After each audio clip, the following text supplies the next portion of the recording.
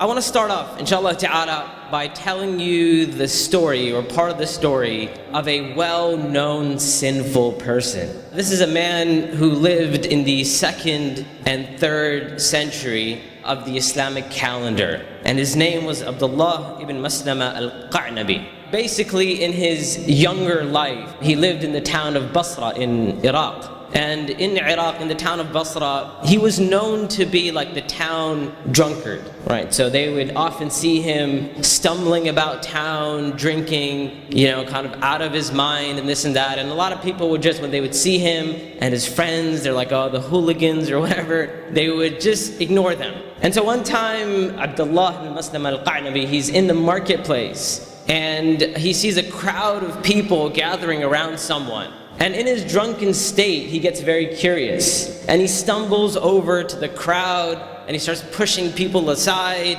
And he's like, who are you talking to? Who is this? Why is everybody so concerned with this individual? Who is this? And they say, this is Shu'bah ibn al-Hajjaj. And he says, and who is Shu'bah ibn al-Hajjaj? Who is that? And they say to him, this is the famous scholar of hadith, Shu'bah. Like, people are like, how do you not know who this is? And he goes, okay. He goes, anta muhaddith. He says, you're a muhaddith. And now, he's stumbling and, he's kind of slurring his words. And then he turns to him like this is Abdullah ibn Maslama and Shu'bah talking to one another in a crowd of people. And he goes, fahaddithni. He goes, if you're a muhaddith, give me a hadith. Tell me a hadith. And now, subhanallah, this great scholar, Shu'bah ibn al-Hajjaj, he looks at this guy, he's like half out of his mind, he's stumbling all over the place, and he's like, what am I going to say to you? He goes, Ma anta min ashab al-hadith. He goes, you're not from the people of hadith. Meaning, in order for me to transmit a hadith to you, in order for me to narrate a hadith to you, you have to be in a better state of mind. And it is very evident from your behavior right now that you're not from the people of hadith. And then Abdullah ibn Maslama, he says to him, he goes, hadithni illa. He goes, give me a hadith and he says, or I will strike you. I'm going to beat you up. And so finally, Shu'bah ibn al-Hajjaj, he gets quiet for a while, and then he begins to say to him, he said, it has come to us from Mansur, who narrated upon Rib'i, who narrated upon Ibn Mas'ud, قال رسول الله صلى الله عليه وسلم. He said that the Prophet sallallahu alaihi wasallam said, إِذَا لَمْ تَسْتَحِي فَاصْنَعْ مَا شِئْتَ.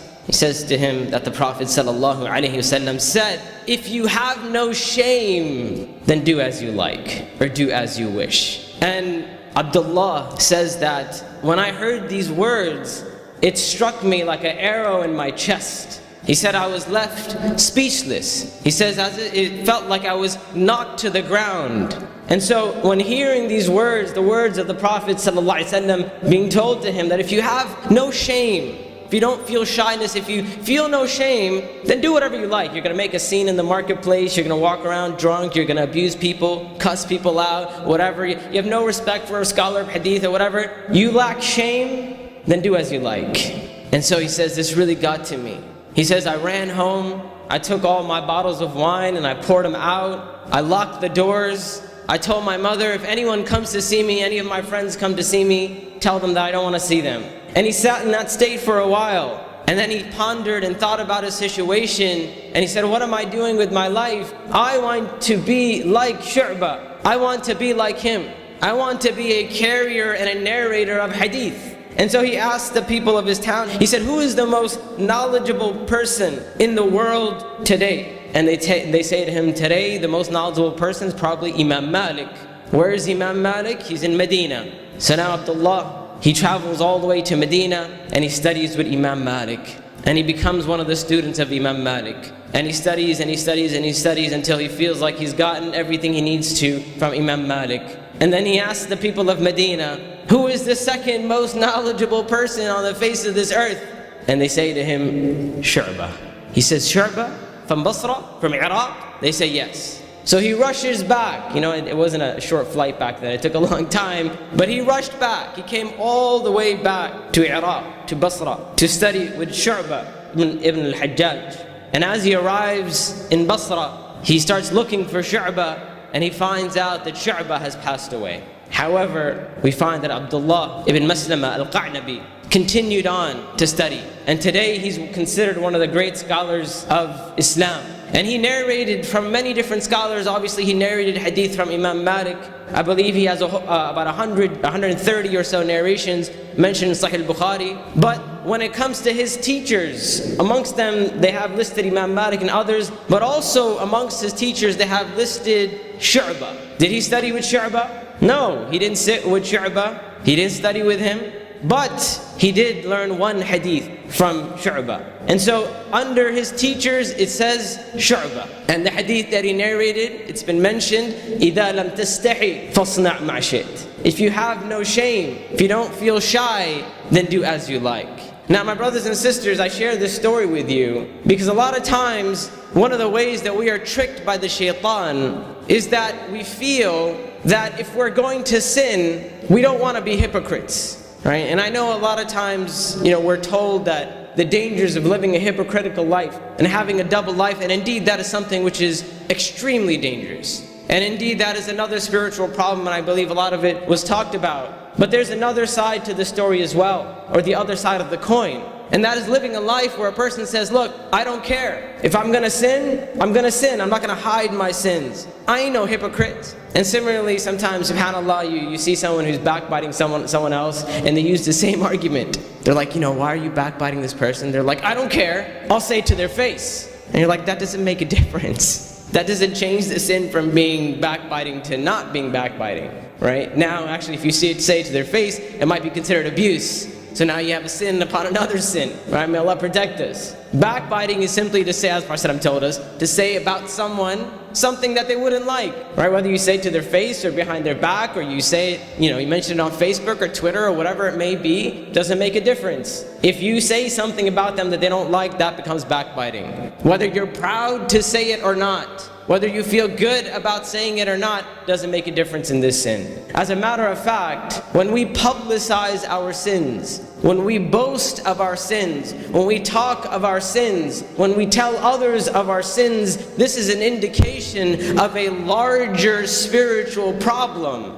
And that is a lack of haya. That is a lack of shame and modesty with Allah subhanahu wa ta'ala first and foremost. The Prophet ﷺ said, "Kullu ummati mu'afa." He said, all of my ummah can be forgiven, or all of the sins of my ummah can be forgiven, illa al-mujahirun, except those who publicize their sins. And the Prophet ﷺ said the example of that person who publicizes their sin is the person who goes in the night and they commit a sin and Allah covers them. Meaning Allah doesn't expose their sin. Their sin was done privately. And then in the morning time, this person wakes up and he begins to tell the people, last night I committed such and such sin. Last night I did this and I did that, when it is Allah subhanahu wa ta'ala who had covered up the sin. And in the morning this person exposes their own sin. Hiding our sins can be a good thing. It's a good thing if we hide our sins out of regret. It's a good thing if we hide our sins because we feel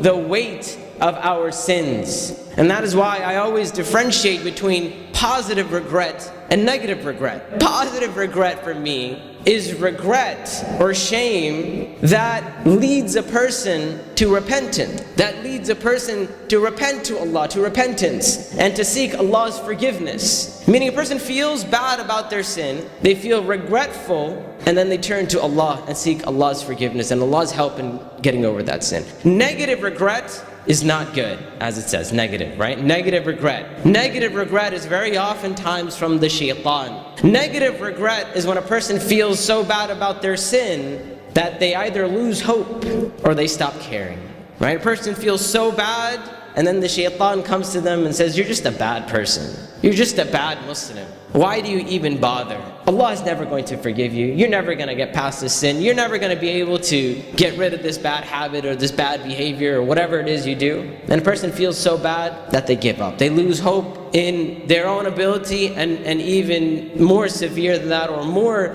dangerous than that is losing hope in the ability of Allah subhanahu wa ta'ala to help them. That's why I often tell people that if you have lost hope in yourself, then at least have hope in Allah. If you don't believe in yourself, if you don't believe in your own abilities, if you don't believe in your own capabilities, then have belief and believe in Allah's ability to help you. Have firm faith that Allah has the capability to help you, because Allah is capable of anything. And that is what we're talking about when we talk about positive regret. That a person feels bad, a person feels some type of shame. And you know, subhanAllah, this is a problem that our scholars have talked about for a very, very long time. But in this day and age, this problem is almost compounded because of our friendly internet, right? Because we have so many avenues and so many ways of publicizing our sins, publicizing our faults. And subhanAllah, how many times have we met someone, and I can at least tell you personally, this happened to me quite a few times, where I meet someone who, you know, finds Islam at some point in their life, or they start practicing Islam, or they become more spiritual,